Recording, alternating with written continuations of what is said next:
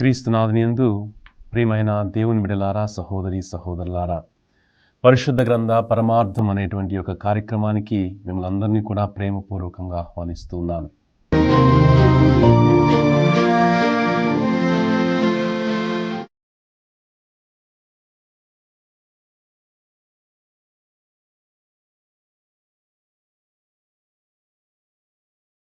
ఈ కార్యక్రమంలో పాలు పంచుకుంటూ వారి యొక్క సహాయాన్ని అందిస్తున్నటువంటి సిస్టర్ వెలాంగిని స్వప్న గారిని, అదేవిధంగా సహోదరి కీర్తన గారిని కూడా ప్రేమపూర్వకంగా ఆహ్వానిస్తూ ఉన్నాను. ప్రభువు యెహోషువతో ఒక మాట చెప్పారు. దేవుని యొక్క వాక్యమును పఠించటము, దేవుని యొక్క వాక్యమును ధ్యానించటం యొక్క ప్రాముఖ్యతను గురించి ప్రభువు యెహోషువతో అన్నారు.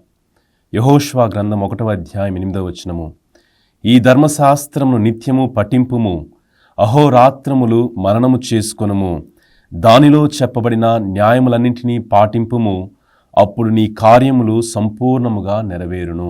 ఈ పరిశుద్ధ గ్రంథ పరమార్థం అనేటువంటి కార్యక్రమంలో మనము దేవుని యొక్క వాక్యాన్ని పఠిస్తూ ఉన్నాం, ధ్యానిస్తూ ఉన్నాం. ఆ యొక్క వాక్యాన్ని మన యొక్క జీవితంలో పాటించడానికి ప్రయత్నం చేస్తూ ఉన్నాం. అయితే ఈనాడు పాస్కా కాల 4వ ఆదివారపు సువిశేష పఠనాన్ని మనం ధ్యానించబోతూ ఉన్నాం. మొదటిగా సువిశేష పఠనాన్ని పఠించుదాం. యోహాను సువార్త 10వ అధ్యాయము 1వ వచనం నుంచి 10వ వచనం వరకు. గొర్రెల మంద దృష్టాంతము. నేను మీతో నొక్కి వక్కాణించుట ఏమనగా, గొర్రెల దొడ్డిలోనికి ద్వారమున ప్రవేశింపక వేరొక మార్గమున ఎక్కివచ్చువాడు దొంగయు దోపిడికాడునై ఉన్నాడు. ద్వారమున ప్రవేశించువాడు గొర్రెల కాపరి. కావలివాడు వానికి తలుపు తీయును. గొర్రెలు వాని స్వరమును గుర్తించును. అతడు తన గొర్రెలను పేరు పేరున పిలిచి బయటకు తోలుకొని పోవును. తన గొర్రెలను అన్నిటినీ బయటకు తోలుకొని వచ్చిన పిదప వాడు వానికి ముందుగా నడుచును. గొర్రెలు వాని స్వరమును గుర్తించును కనుక అవి వాని వెంట పోవును. అవి పరాయి వాని స్వరమును ఎరుగవు కనుక అవి వాని వెంట వెళ్ళక దూరముగా పారిపోవును. యేసు వారికి ఈ దృష్టాంతమును వినిపించెను, కాని ఆయన చెప్పునదేమో వారు గ్రహింపలేకపోయిరి.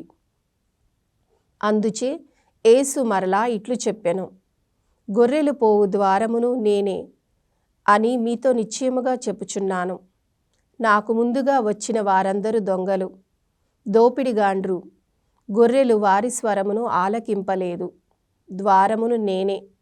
ఎవడేని నా ద్వార ప్రవేశించిన ఎడల వాడు రక్షణ పొందును. అతడు వచ్చుచూ పోవుచూ ఉండును. వానికి మేత లభించును. దొంగవాడు దొంగిలించుటకు, హత్య చేయుటకు, నాశనము చేయుటకు మాత్రమే వచ్చును. నేను జీవమునిచ్చుటకును దానిని సమృద్ధిగా ఇచ్చుటకును వచ్చియున్నాను. ప్రియమైన దేవుని బిడ్డలారా, పఠించినటువంటి సువిశేష పఠనాన్ని ధ్యానించుదాం.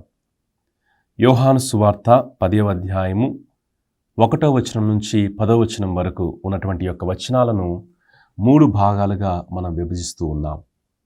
1వ వచనం నుంచి 5వ వచనం వరకు ప్రభువు చెప్పినటువంటి దృష్టాంతము, ప్రభువు గొర్రెల కాపల గురించి చెప్పినటువంటి ఉపమానాన్ని మనం చూస్తూ ఉన్నాం.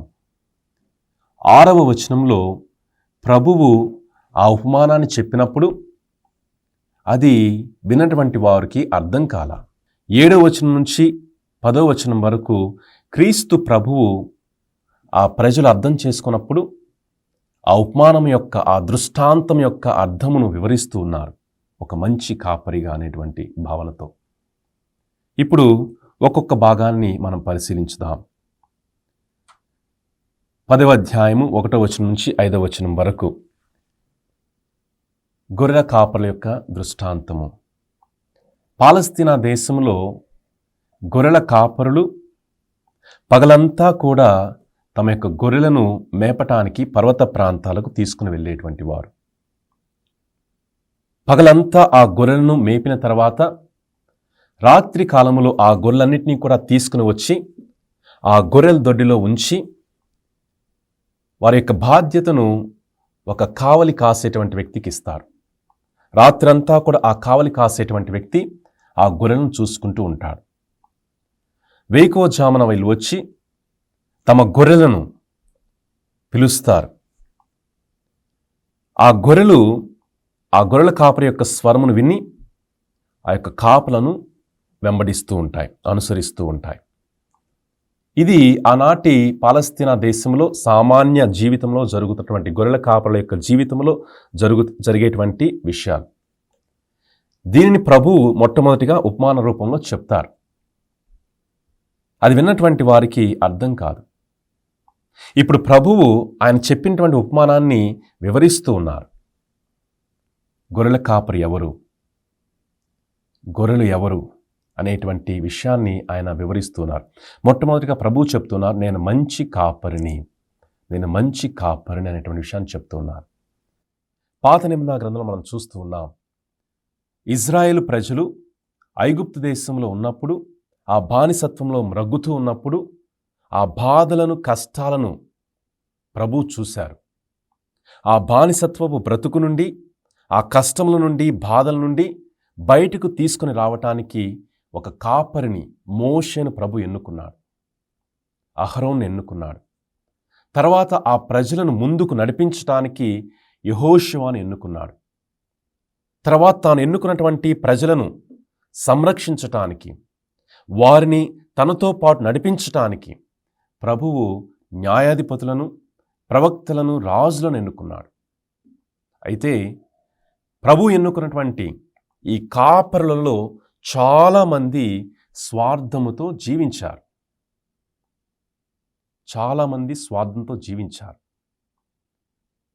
కేవలము కొద్ది మంది మాత్రమే మంచి కాపరిగా జీవించారు. అయితే యెహెజ్కేలు గ్రంథము 34వ అధ్యాయంలో ప్రభువు ఈ మంచి కాపరికి, చెడ్డ కాపరికి మధ్య ఉన్నటువంటి వ్యత్యాసాన్ని చాలా వివరంగా చెప్తూ ఉన్నారు. చెడ్డ కాపరి ఏం చేస్తాడు అంటే, చెడ్డ కాపరి గొర్రెలను చంపి వాటిని భుజిస్తాడు. గొర్రెల యొక్క ఉన్నిని తీసుకొని వస్త్రములు చేసుకొని ధరిస్తాడు. ఆ గొర్రెలు అనారోగ్యముతో ఉన్నప్పుడు పట్టించుకోడు. ఆ గొర్రెలకు గాయములైనప్పుడు పట్టించుకోడు. కేవలము గొర్రెలను తన యొక్క స్వార్థము కొరకు ఉపయోగించుకుంటాడు. కేవలము గొర్రెలను తన యొక్క సుఖము కొరకు ఉపయోగించుకుంటాడు. తన యొక్క కోరికలను తీర్చుకోవటం కొరకు ఈ చెడ్డ కాపరి ఉపయోగించుకుంటాడు. ప్రవక్తలు అనేక మంది ఈ చెడ్డ కాపరి వలె ఉంటూ ఉన్నారు. అయితే ప్రభు ఆ సందర్భంలో ఇంకొక మాట కూడా చెప్తాడు. యెహెజ్కేలు గ్రంథము 34వ అధ్యాయము 13వ వచనములో మనం చూస్తూ ఉన్నాం. యెహెజ్కేలు గ్రంథము 34వ అధ్యాయము, నా సేవకుడైన దావీదును వానికి ఒక కాపరినిగా నియమింతును, అతడు వానిని పోషించును. ప్రభు అంటున్నారు, మీరు నా గొర్రెలను మేపటం లేదు, మీరు నా గొర్రెలను సంరక్షించటం లేదు. నేను మిమ్మల్ని ఎన్నుకున్నాను, కానీ మీరు స్వార్థబుద్ధితో జీవిస్తూ ఉన్నారు. నేను దానికి మిమ్మల్ని ఖండిస్తాను, మిమ్మల్ని శిక్షిస్తానని చెడ్డ కాపరులతో పలికిన తర్వాత ప్రభు అంటున్నారు, నేను నా దావీదు నేను ఎన్నుకుంటాను, అతడు నా గొర్రెలను పోషిస్తాడు, నా గొర్రెలను సంరక్షిస్తాడు అని ప్రభు చెప్పారు. ఆనాడు యెహెజ్కేలు ప్రవక్త ద్వారా ప్రభు పలికినటువంటి మాట క్రీస్తు ప్రభుని యొక్క జీవితంలో నెరవేరుతుంది. క్రీస్తు ప్రభు ఒక నూతన దావీదు, మంచి కాపరి. క్రీస్తు ప్రభు ఒక నూతన దావీదు అనేటువంటి విషయాన్ని మనం గ్రహించాలి. అయితే ప్రభువు నేను మంచి కాపరిని అని చెప్తూ మంచి కాపరికి ఉండాల్సినటువంటి లక్షణాలను కూడా ప్రభు చెప్తున్నారు. మంచి కాపరి గొర్రెల కొరకు జీవించేటువంటి వాడు, గొర్రెల వలన జీవించేటువంటి వాడు కాదు. క్రీస్తు ప్రభువు తన యొక్క ప్రజల కొరకు జీవిస్తూ ఉన్నాడు. చెడ్డ కాపరి గొర్రెల వల్ల జీవిస్తాడు. పరిసయ్యులు, ధర్మశాస్త్ర బోధకులు ఆనాటి కాలంలో, క్రీస్తు ప్రభు ఉన్నటువంటి కాలంలో వారు స్వార్థ బుద్ధితో ప్రజలను ఉపయోగించుకుంటూ వారు జీవిస్తున్నారు. కానీ క్రీస్తు ప్రభు ప్రజల కొరకు జీవిస్తున్నాడు. ఆయన చెప్తున్నారు, ప్రభు అంటున్నారు, నేను నా గొర్రెల కొరకు నా ప్రాణమును ధారపోయేదును. నేను నా గొర్రెల కొరకు నా ప్రాణమును ధారపోస్తాను. మనకు పాత నిబంధన గ్రంథంలో ఒక సంఘటన గుర్తొస్తుంటుంది. ఫిలిస్తీయులను ఓడించడానికి ఫిలిస్తీయుల వైపు గొల్యాత్ అనేటువంటి ఒక సైనికుడు ఇజ్రాయెల్ ప్రజలను చూసి వారికి సవాలు వేస్తాడు. మీలో ఎవరైనా నన్ను ఎదిరిస్తే, నన్ను ఓడగొడితే మేమందరం కూడా లొంగిపోతాం అనేటువంటి సవాలును విసురుతాడు. అప్పుడు ఆనాటి కాలంలో సౌలుతో ఉన్నటువంటి అనేక మంది సైనికులు, దావీదు యొక్క అన్నలు కూడా ఆ ఫిలిస్టీను ఆ యొక్క గొల్యాతును ఓడించడానికి భయపడుతూ ఉంటారు. ఆ గొల్యాత్తో పోరాడటానికి భయపడుతూ ఉంటారు. ఆ సమయంలో దావీదు సౌలుతో అంటాడు, రాజా, నేను వెళ్ళి అతన్ని ఓడిస్తాను. దానికి దావీదు వివరణ కూడా చెప్తాడు. నేను నా తండ్రి గొర్రెలను మేపటానికి వెళ్ళినప్పుడు కొన్ని సింగములు, ఎలుకబంట్లు వచ్చి ఆ గొర్రెలను ఎత్తుకొని పోయినప్పుడు నేను వాటి వెంటపడి వాటిని చావమోది ఆ గొర్రెలను మరలా సంరక్షించుకుంటాను. చూడండి ప్రియమైన దేవుని బిడ్డలారా, దావీదు తన యొక్క గొర్రెలను, తన ప్రాణమును కూడా లెక్క చేయకుండా తన గొర్రెలను కాపాడటానికి ఆ సింగములతో, ఎలుకబంట్లతో పోరాడేటువంటి వాడు. తన గొర్రెలను దావీదు ఎంతగానో ప్రేమించాడు, తన ప్రాణమును కూడా ధారపోయిట. అదేవిధంగా క్రీస్తు ప్రభు కూడా తన యొక్క ప్రాణమును ధారపోయటానికి, తన యొక్క గొర్రెల కొరకు తన ప్రాణమును సమర్పించడానికి వారు సిద్ధముగా ఉన్నారు అనేటువంటి విషయాన్ని ప్రభు మనకు తెలియచేస్తూ ఉన్నారు. ఇప్పుడు కొంచెం సేపు విరామం తీసుకుందాం.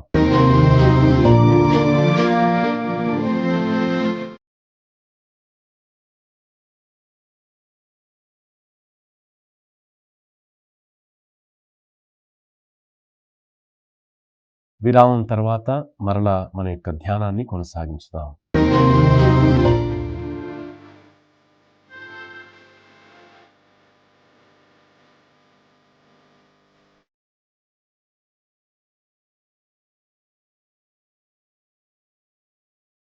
రెండవదిగా ప్రభు అంటున్నారు, నేను మంచి కాపరిని, అదేవిధముగా నేను ద్వారమును అనేటువంటి విషయాన్ని కూడా తెలియచేస్తున్నారు. ప్రియమైన దేవుని బిడ్డలారా, క్రీస్తు ప్రభువు ఆ తండ్రిని కలుసుకోవటానికి, ఆ పరలోక తండ్రిని చేరటానికి ఆయన ఒక ద్వారముగా ఉంటూ ఉన్నారు. యోహాను సువార్త 16వ అధ్యాయము 6వ వచనంలో మనకు చాలా వివరంగా ఈ యొక్క సత్యాన్ని తెలియచేస్తున్నారు. చదువుదాం ఆ వాక్యాన్ని. యోహాను సువార్త 14వ అధ్యాయము 6వ వచనము. తండ్రి యొద్దకు మార్గము. అందుకు యేసు, నేనే మార్గమును, సత్యమును, జీవమును. నా మూలమును తప్ప ఎవడును తండ్రి యొద్దకు రాలేడు. నేనే మార్గమును, సత్యమును, జీవమును, నా ద్వారా తప్ప తండ్రి వద్దకు ఎవరు కూడా వెళ్ళలేరు. క్రీస్తు ప్రభు ఒక ద్వారముగా ఉంటూ ఉన్నారు తండ్రిని చేరటానికి, ఆ పరలోకాన్ని చేరటానికి. ఆ సత్యవాక్కును ప్రభువు మనకు అందిస్తూ ఉన్నారు. అయితే మత్తయి సువార్త 23వ అధ్యాయం 13వ వచనంలో ప్రభువు అబద్ధ ప్రవక్తల గురించి మాట్లాడుతూ, మరి ముఖ్యంగా పరిసయ్యులు, ధర్మశాస్త్ర బోధకుల గురించి చెప్తూ ఉన్నారు. అయ్యో వంచకులైన పరిసయ్యులారా, ధర్మశాస్త్ర బోధకులారా, మీరు పరలోకంలో ప్రవేశించరు. ఆ పరలోకంలో ప్రవేశించడానికి ఎవరైనా వస్తే వారిని మీరు ప్రవేశించకుండా అడ్డుకుంటూ ఉన్నారు. చూడండి, ఈ పరిసయ్యులు, ధర్మశాస్త్ర బోధకులు క్రీస్తు ప్రభుని అనుసరించాలి అనుకునేటువంటి వారికి అడ్డుపడుతూ ఉన్నారు. వీరు క్రీస్తు ప్రభుని ఎవరైతే అనుసరించాలనుకుంటూ ఉన్నారో వారిని అనుసరించకుండా చేయటానికి అనేకమైనటువంటి ప్రయత్నాలు చేస్తూ ఉన్నారు. ప్రియమైన దేవుని బిడ్డలారా, ఈ పరిసయ్యులు, ధర్మశాస్త్ర బోధకులు క్రీస్తు ప్రభుని విశ్వసించటం లేదు. ఎవరైతే క్రీస్తు ప్రభుని విశ్వసించాలనుకుంటూ ఉన్నారో, ఎవరైతే క్రీస్తు ప్రభుని విశ్వాసంతో ఉంటూ ఉన్నారో వారిని అడ్డగిస్తూ ఉన్నారు. అందుకని ప్రభు అంటున్నారు, అయ్యో వంచకులైన పరిసయ్యులారా, ధర్మశాస్త్ర బోధకులారా. పాత నిబంధన గ్రంథంలో అబద్ధ ప్రవక్తలు ఉన్నట్లు క్రీస్తు ప్రభుని కాలంలో కూడా ఈ పరిసయ్యులు, ధర్మశాస్త్ర బోధకులు ఉంటూ ఉన్నారు. ఈ విధంగా క్రీస్తు ప్రభువు నేను మంచి కాపరిని, నేను ద్వారమును అనేటువంటి ఈ రెండు గొప్ప సత్యాలను ఈనాటి సువిశేష పట్టణంలో మనకు తెలియచేస్తున్నారు. ఫాదర్, క్రీస్తు ప్రభు మంచి కాపరిగా ఈనాటి సువిశేష పఠనంలో పలికిన మాటలు నెరవేరాయా? అక్షరాల ప్రభు ఈనాటి సువిశేష పట్టణంలో పలికిన మాటలు నెరవేరాయి. నా గొర్రెల కొరకు నా ప్రాణమును ధారపోస్తాను అని ప్రభువు చెప్పారు. శిలువపై తన గొర్రెలమైనటువంటి మనందరి కొరకై తన ప్రాణమును ధారపోశారు. మనందరి కొరకై ఆయన మరణించారు. మనందరి కొరకై ఆయన శ్రమలను, బాధలను అనుభవించారు. ఈ విధముగా తన గొర్రెలను ఎంతగా ప్రేమిస్తూ ఉన్నాడో, తన గొర్రెల కొరకు ఎంతగా త్యాగమును అర్పిస్తూ ఉన్నాడో ప్రభువు శిలువ పైన మనకు చూపించారు. ఈనాడు మనం చదివినటువంటి సువిశేష పట్టణం అక్షరాల క్రీస్తు ప్రభుని యొక్క జీవితంలో నెరవేరింది. కనుక ప్రియమైన దేవుని బిడ్డలారా, ప్రభువు మంచి కాపరి, ఆయనే ద్వారము. ఆ కాపరి ద్వారా మాత్రమే, ఆయన ద్వారా మాత్రమే మనము నిత్య జీవితంలోనికి ప్రవేశించగలము. మూడవదిగా ప్రభు అంటున్నారు, నా గొర్రెలు నా స్వరమును ఆలకించు, నన్ను వెంబడించును. క్రైస్తవమైనటువంటి మనము జ్ఞానస్నానము ద్వారా ప్రభుని యొక్క శిష్యులుగా ఎన్నుకొనబడినటువంటి మనము ఆయన యొక్క స్వరమును ఆలకిస్తూ ఉన్నామా, ఆయనను వెంబడిస్తూ ఉన్నామా అనేటువంటి విషయాన్ని మనము ధ్యానించాలి, ఆత్మ పరిశీలన చేసుకోవాలి. ఇప్పుడు ఈ యొక్క కార్యక్రమంలో మూడవ భాగము ప్రార్థన. మంచి కాపరి, నేనే సత్యమును, జీవమును, మార్గమును అని సెలవిచ్చి బోధించిన దేవా, ఇదిగో తండ్రి, అలనాడు ప్రవ్వా నీవు గొర్రెలకు కాపరిగా, ఒక మంచి కాపరిగా, మేపరిగా మమ్మల్ని అందరినీ ప్రభా నడిపించినందుకు స్తోత్రములు. ఇదిగో తండ్రి, ఈనాడు నువ్వు ఎన్నుకున్న మరి దైవ సేవకుల ద్వారా, మరి పాపుగారు, పీఠాధిపతులు, గురువులు, మరి వీరు చేసే సువార్త ద్వారా ప్రభా దేశంలో నలుమూలల వీరు చాటి చెప్పే సువార్తను దీవించండి. కాపర్లుగా ప్రభా, గొర్రెల మేపరులుగా వీరిని కాస్తూ ప్రభా వీరిని నియమించి ప్రజలకు ప్రభా నీ సువార్తను చాటి చెప్పడానికి ప్రభా ఎన్నిక చేసి నియమించిన దేవా నీకు వేలాది స్తోత్రములు. ఈ సమయంలో వీరి ద్వారా ఎక్కడైతే సువార్త బోధింపబడలేదో ఆ నలుమూలల ప్రభా ఆ సువార్తను చాటి చెప్పి ప్రతి బిడ్డను ప్రభా జీవముతో నింపి సజీవ మార్గములో గొర్రెల కాపర్లుగా నడిపి నీ యొక్క కాపర్ల ద్వారా మరి ప్రభా ఈ గొర్రెలను ప్రభా మంచి మార్గములో నడిపి ఏ విధముగా అయితే నువ్వు మంచి కాపరిగా ప్రభా వారిని నడిపించావో అదే విధముగా ఈ యొక్క దైవ సేవకులు తమ గొర్రెలను మరి సజీవముగా వారు అన్ని నలుమూలల చాటి చెప్పి నీ సువార్త ద్వారా ప్రభా నీ రాజ్యమును తెలుసుకొని నీ సువార్త విని నిజమైన మరి క్రైస్తవ జీవితంలో జీవించే భాగ్యం దయచేయమని కోరుతూ ఈ మనవులన్నీ మా నాథుడైన యేసుక్రీస్తు ద్వారా మనవి చేయుచున్నాము తండ్రి, ఆమేన్. ఈ కార్యక్రమంలో 4వ భాగము మనం వినేటువంటి వాక్యమును అనుసరించటము. ప్రజల యొక్క కాపరులుగా ప్రభు ఎన్నుకోబడిన పరిశుద్ధ పోపు గారి కొరకు, పీఠాధిపతుల కొరకు, గురువుల కొరకు, కన్యాస్త్రీల కొరకు, ఉపదేశుల కొరకు, సంఘ పెద్దల కొరకు మనము ప్రార్థించాలి. జ్ఞానస్థానం ద్వారా ప్రభుని మందలో భాగస్థులైన మనము ప్రభుని యొక్క స్వరమును విని ప్రభుని అనుసరించాలి. ప్రియమైన సహోదరి సహోదరులారా, ఈనాడు మనము మంచి కాపరి అనేటువంటి యొక్క వాక్యములను మనము ధ్యానించాం. ప్రభు మనందరినీ కూడా దీవించి ఆశీర్వదించునుగాక. చివరి ప్రార్థన. ప్రభు మీతో ఉందురుగాక, మీ ఆత్మతో ఉందురుగాక. సర్వశక్తి గల సర్వేశ్వరుడు పితా, పుత్ర, పవిత్ర ఆత్మ ప్రభు మనందరినీ దీవించి ఆశీర్వదించి కాచి కాపాడుదురుగాక. ఆమేన్. వచ్చే వారము మనము పాస్కా కాల 5వ ఆదివారపు సువార్తా పఠనాన్ని ధ్యానించుతాం. అంతవరకు సెలవు.